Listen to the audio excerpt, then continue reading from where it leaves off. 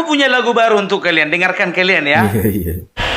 Ayo, ayo ganyang fufu fafa, ganyang fufu fafa, sekarang juga semua.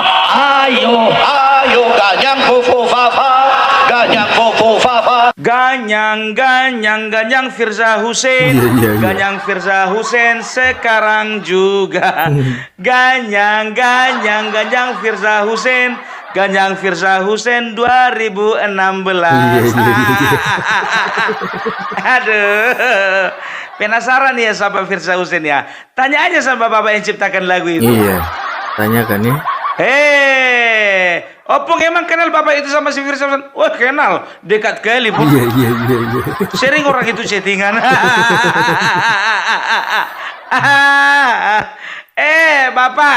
Bapak itu kan sebagai pemimpin agama. Kalau nggak salah itu adalah acara Maulid Nabi, di mana acara itu harusnya berjalan dengan khusyuk, berjalan dengan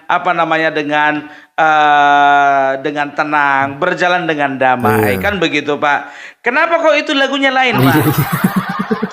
Itu Bapak yang menciptakan lagunya Iya, ya? pastilah. Wah, ternyata Bapak punya talenta yang menciptakan lagu ya. Luar biasa Bapak. Kalau bisa Pak, jangan lagu Bapak itu aja direkam. Lagu aku ini juga maunya direkam Bapak. Biar kalau bisa kita satu level Pak. Aduh, nggak boleh seperti itu Bapak. Ya, sekarang ini ya kita harus bedakan mana acara agama, mana acara politik. Kan begitu Bapak. Sah-sah saja Pak. Kalau Bapak mau bicara politik sah-sah saja. Tapi forumnya diperhatikan Pak. Kok Bapak sama aja sama Min Rais Pak? Iya, iya. Acara nikahan di masjid kok ngomongin kondom. Bapak begitu juga Pak. Acara Maulid Nabi kok Bapak ngomongin fufu fafa Pak.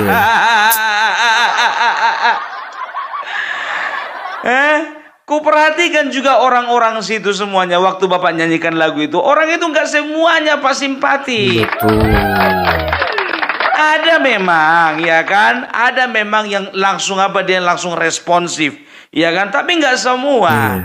Karena aku tahu semuanya itu tadinya ingin melihat bagaimana Bapak di dalam casing yang baru, Bapak di dalam nuansa yang baru. Bapak itu membawakan warna yang baru.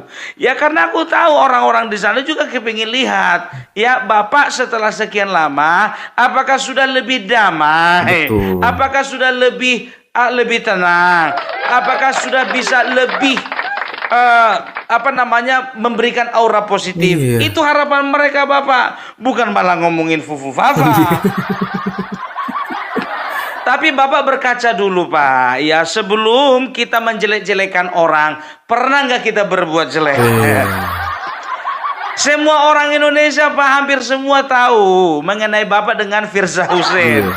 Ya, tahun 2016 ya beredar chat mesum di salah satu kalau tidak salah di salah satu bukan aplikasi sih, di salah satu komunitas ya. Ada komunitas online, ada chat mesum ya. Sampai tahun 2017 ya Bapak ditetapkan sebagai tersangka beserta juga Firza Hussein Pak. Karena kasus apa Pak? Kasus chat mesum. Ya ingat tuh Pak, kami semua nggak lupa, kami diingatkan kembali. Karena menurut kami itu adalah fufu fafa yang sebetulnya. Pokoknya orang-orang yang mencoba-coba menjelekkan, memfitnah pemerintahan, ya kan, itu adalah fufu fafa yang sebenarnya. Lalu 2017 apa? 2017 Bapak lari kan ke Arab Saudi. Bapak 2017 ke Arab Saudi dan akhirnya kepolisian memberikan status DPO. Ya. Dan ternyata apa? Ternyata Anda memohon-mohon untuk melakukan rekonsiliasi kepada pemerintah. 2017 zaman Joko Widodo itu, Pak. Dan aku nggak tahu apa yang jadi pertimbangannya. Akhirnya kasus chat mesum Bapak itu ya ternyata di SP3. Apa itu SP3? Surat perintah penghentian penyidikan. Iya, ya kan masih ingat kan Pak 2018 di SP3 kan. Ternyata apa Bapak pulang. Setelah Bapak pulang tahun 2020 dibuka lagi kasus chat mesum itu Pak.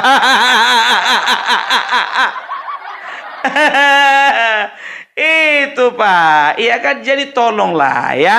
Kalau kita diri kita pernah kotor, jangan pernah kita hakimi orang berbuat kotor gitu loh. Dan itu juga belum tentu benar Bapak. Belum tentu benar.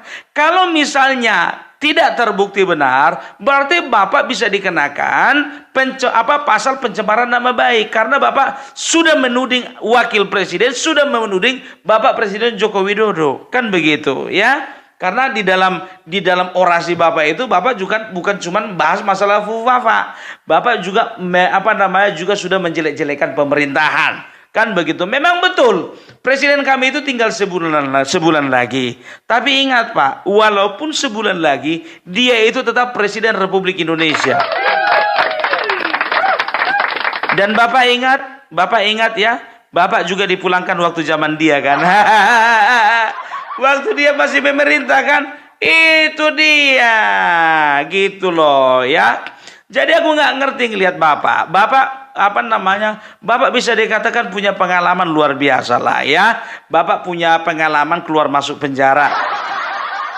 Ya, punya pengalaman ya tersandung kasus hukum, ya kan? Yang luar biasanya lagi 3 periode presiden lagi. Zaman Megawati, SBY dan juga Joko Widodo. Itu prestasi luar biasa itu, Pak. Jarang-jarang ada orang bermasalah dengan hukum ya di 3 masa pemerintahan presiden. Kurasa Bapak orang satu-satunya. Gitu loh ya. Jadi bagi yang belum tahu, yang pertama tahun 2003. 2003 itu Bapak ini ya dijadikan tersangka oleh karena tindakan pengerusakan tempat hiburan ya. Ingat Pak, penutupan tempat hiburan itu bukan ranahnya Bapak. Itu ranahnya Satpol PP dan juga kepolisian. Maka tahun 2003 Bapak divonis 7 bulan kan? Itu dia. Baru 2008 Bapak ini juga terkena kasus pengeroyokan ya, mengarahkan massa untuk melakukan pengeroyokan. Di mana? Di Monas. Waktu itu ada aksi yang dilakukan oleh Aliansi Kebangsaan dan Keyakinan dan Kerukunan Beragama dan Berkeyakinan ya. AK2B2 ya. Jadi waktu itu masa Bapak terprovokasi ya, Bapak provokasi mungkin lebih tepatnya untuk melakukan penyerangan terhadap massa yang ada di Monas. Oleh karenanya Bapak kena lagi 1,5 tahun kan. Itu dia. Dan juga ada 3 kasus lagi ya, yaitu kasus kerumunan di Petamburan, Megabendung, dan juga kasus swab test di Bogor ya. Jadi kalau bisa dikatakan Pak, nggak semua kami orang bodoh Pak. Nggak semua kami orang bodoh. Kami netizen pintar, rakyat sudah pintar. Ketika Bapak keluar, kami akan melakukan perbandingan. Bagaimana Bapak yang dulu dengan Bapak yang sekarang? Oh ternyata nggak ada rubahnya, tetap sama. Gitu loh. Aku nggak berbicara masalah keyakinan Bapak. Aku nggak berbicara mengenai status Bapak sebagai ulama yang melekat di Bapak. Tidak. Sebagai pemuka agama, ya kami wajib untuk menghormati semuanya. Wajib. Tapi ketika Bapak sudah masuk ke ranah politik, berarti Opung Parbelak juga berhak dong untuk mengomentari. Iya kan, itu dia. Apalagi masalah tentang hukum ya. Karena apa? Karena ini berbicara tentang hukum. Ya, karena ketika seseorang melakukan perbuatan ya pencemaran nama baik, maka konsekuensi yang akan diterimanya adalah hukuman paling cepat itu 4 tahun penjara. Karena apa? Terbukti memberitakan ya atau menyebarkan berita bohong gitu loh ya. Jadi jangan pernah kita menyebarkan berita bohong kalau kita belum tahu kebenarannya Pak. Karena Bapak nanti undang-undang ITE harus kujelaskan Pak, harus gua ajar-ajari lagi. Itu dia. Ingat Pak, rekam jejak Bapak juga nggak bagus. Ya, kecuali kalau rekam jejak Bapak bagus, ya kan. Bapak sebagai seorang katakanlah seorang politisi yang berdasarkan agama, ya kan. Nggak apa-apa, nggak masalah, ya kan. Tapi ketika sudah masuk ke dalam ranah politik, Bapak, kurasa itu nggak elok lah, ya. Karena apa? Mencampur adukan agama dengan permasalahan politik bangsa ini, aku rasa nggak elok, ya. Kenapa kalau misalnya NU bisa? NU kan dalam rangka bukan untuk menjelek-jelekan dan juga bukan untuk menyerang siapapun. Aku di sini tidak membela NU karena apa? Karena mungkin NU juga, ya, kiai-kiai NU, penceramah-penceramah NU, ya, itu sama dengan hati kami, Pak. Kami risih dengan orang-orang yang menyebarkan berita-berita bohong yang cenderung memecah belah dan juga merusak kerukunan antar umat beragama. Itu aja sih, Pak, masalahnya, ya kan? Sekarang kenapa Bapak berbuat seperti itu? Ya? Bapak kenapa, Pak? Bapak kenapa? Apa masih sakit hati ya? Jadi ku bilang sama kalian kawan-kawan, ya, kawan ini ya melakukan hal-hal tersebut, ya, itu ada berbagai macam motivasinya, ya, ada berbagai macam motivasinya. Yang pertama, ya, mungkin Bapak ini ingin menunjukkan kekuatannya yang udah gak seberapa itu. Ya kan? Udah nggak seberapa. Karena apa? Karena pentolan-pentolannya udah masuk ke Kim Plus.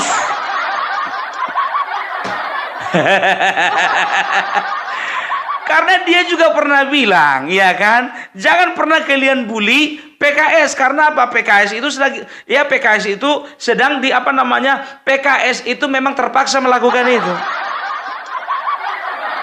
Ya kan? Itu berarti kan kita kan sudah tahu bahwasanya selama ini mereka melakukan demo, mereka melakukan aksi, itu bukan berdasarkan membela agama, tapi membela salah satu paslon. Gitu loh. Lain hal dengan masalah Ahok. Mungkin versi mereka Ahok itu Ahok itu menistakan agama. Ya mungkin kalau secara pasal-pasal dan juga undang-undang, ya mungkin ya udahlah, kami relakan lah. Kan begitu. Tapi kurasa lebih banyak kalian menistakan agama daripada Ahok. Karena apa? Banyak kali kekerasan yang kalian lakukan. Ya, karena bagi kami semua umat beragama dan semua agama yang ada di Indonesia ini, bahkan di dunia ini, selalu mengajarkan kebaikan dan kedamaian. Coba pernyataan Bapak juga di beberapa media sosial mengatakan apa? Kita akan berhadapan dengan pasukan berani mati bela Jokowi. Semua warga Jakarta yang umat titik. Saat ini saya sarankan untuk asa golok di rumah masing-masing. Pak, nggak usah Bapak suruh juga, udah ngasa golok orang itu, Pak. Banyak gunanya untuk motong kayu, motong ayam, motong bambu. Karena apa? Kalau nggak diasah karatan dia, Pak. Ya, tapi maaf Bapak, sebagai seorang pemuka agama, Bapak nggak pantas mengatakan seperti itu. Terus Bapak pancing-pancing lagi, ya, mengatakan nanti kita lihat kalau mereka merusak ketertiban umum, kalau mereka itu merusak seperti halte-halte dan juga tempat-tempat umum, maka kita akan lakukan tindakan. Pak, yang melakukan tindakan bukan Bapak, tapi kepolisian. Kalaupun pada akhirnya aksi bela Jokowi, ya, aksi rela mati bagi entah apapun namanya itu, ya, ternyata menuju ke anarkis, itu bukan ranah Bapak, itu ranahnya kepolisian. Gitu loh. Tapi aku yakin, Pak, aku percaya aja, ya, tidak akan mungkin kalau memang ada aksi ini, kalau ada, ya, aku nggak tahu ini akalan-akalan beberapa oknum saja ini yang melebih-lebihkan. Kalau memang mereka melakukan aksi, tidak akan pernah ada namanya tindakan anarkis, nggak akan pernah.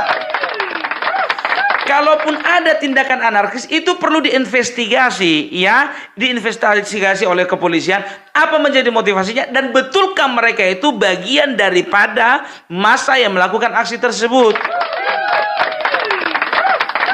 Bukan Bapak suruh-suruh orang ngasa golok untuk menyerang mereka. Bapak kenapa sih, Pak? Udah lama nggak perang. Bapak salah pilih tempat, Pak. Indonesia bukan tempat untuk perang. Kalau Bapak mau cari tempat untuk perang, Bapak pergi ke luar negeri sana. Ya kan, ini Indonesia bukan tempat untuk perang. Cukup ya, apapun yang menjadi ceritanya, baik itu ras, ya, agama, suku, golongan, segala macam, tidak ada alasan untuk kami masyarakat Indonesia Bapak ajak untuk berperang, nggak ada, Pak. Gitu, kayak orang nggak punya otak aja Bapak bikin kami. Kami masih punya otak, masih punya adab, Pak, ya kan? Ya, kalaupun kami bela Jokowi lewat konten-konten ataupun lewat juga misalnya narasi-narasi kami, bukan karena kami buzzer.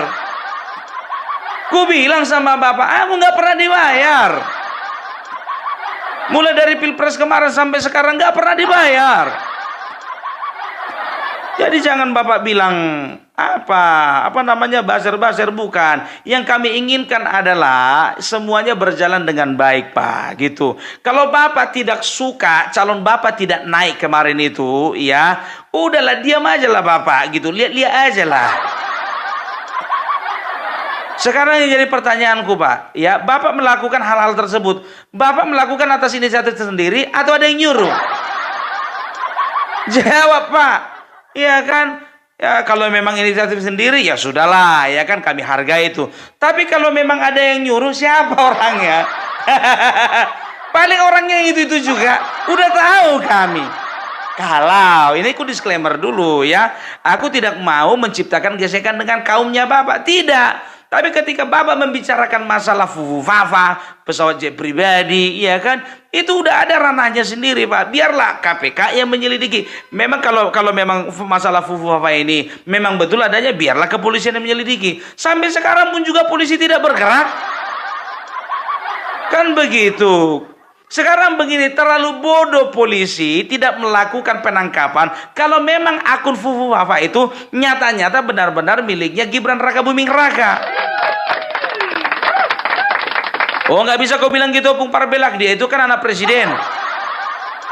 Ya, buktinya Kaesang ya didesak untuk memberikan klarifikasi mengenai mengenai pesawat jet pribadi. Akhirnya apa? Dia datang sendiri kan tanpa ada surat panggilan dari KPK.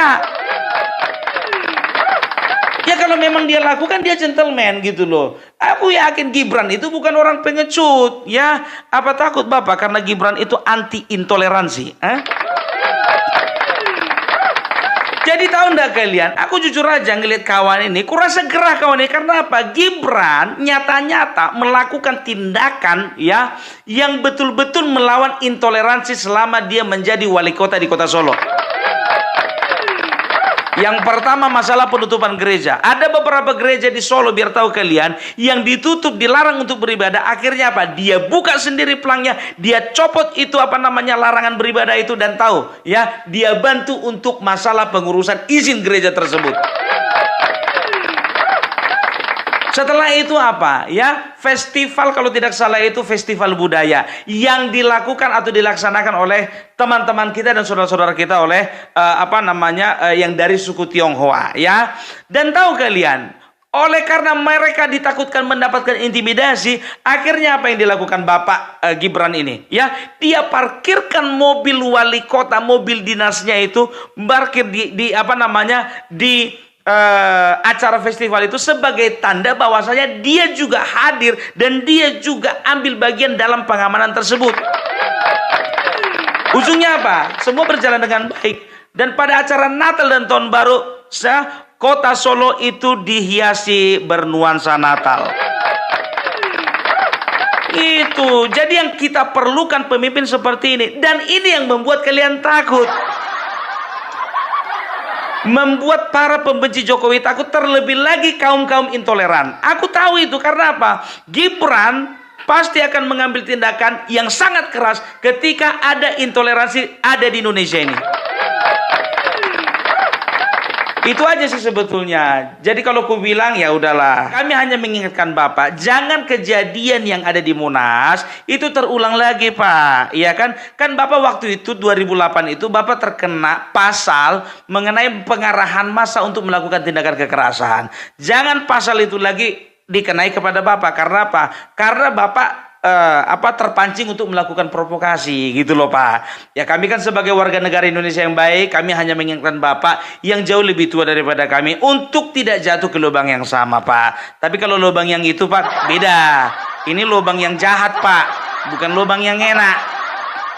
Gitu loh, maksudnya lubang yang enak itu ya contohnya kita masuk ke ke gorong-gorong gitu loh, atau misalnya ke gua-gua yang ada tempat wisata, itu lubang-lubang yang enak maksud saya Pak, bukan yang lain-lain loh Pak. Atau masuk ke ke waterboom, kan ada lubang corongnya masuk sampai ke dalam ke kolam renang gitu, meluncur gitu, itu lubang yang enak maksud saya.